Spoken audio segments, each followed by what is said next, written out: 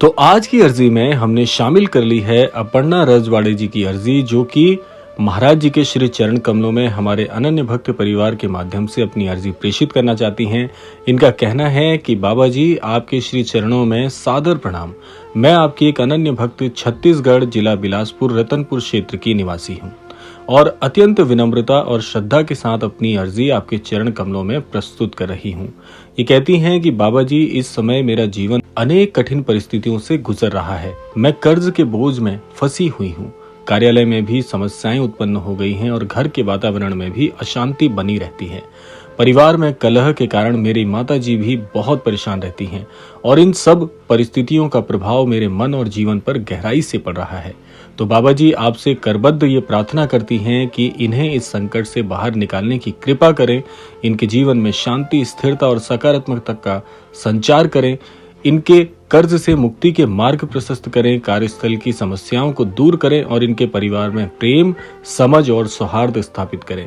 ये आगे कहती हैं कि मेरी माताजी को मानसिक शांति और स्वस्थ जीवन प्रदान करें, मुझे धैर्य, शक्ति और सही निर्णय लेने की बुद्धि दें ताकि मैं इन परिस्थितियों का सामना कर सकूं और अपने जीवन को बेहतर दिशा में ले जा सकूं। करबद्ध प्रार्थना करना चाहती हैं कि हे बाबा जी, मैं पूर्ण विश्वास के साथ आपकी शरण में आई हूं। कृपया अपनी कृपा दृष्टि बनाए रखें और अपनी इस पुत्री को इस कठिन समय से बाहर निकालें। तो ये थी अर्पणा जी की दिव्य अर्जी, जिसमें ये कहती हैं कि महाराज जी, ये अपने जीवन में बहुत परेशानियों को झेल रही हैं।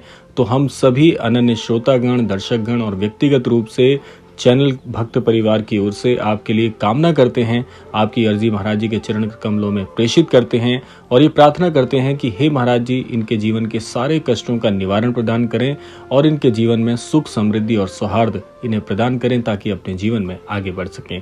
इसी कामना के साथ आपकी ये दिव्य अर्जी को हम यहीं पर समापन देते हैं।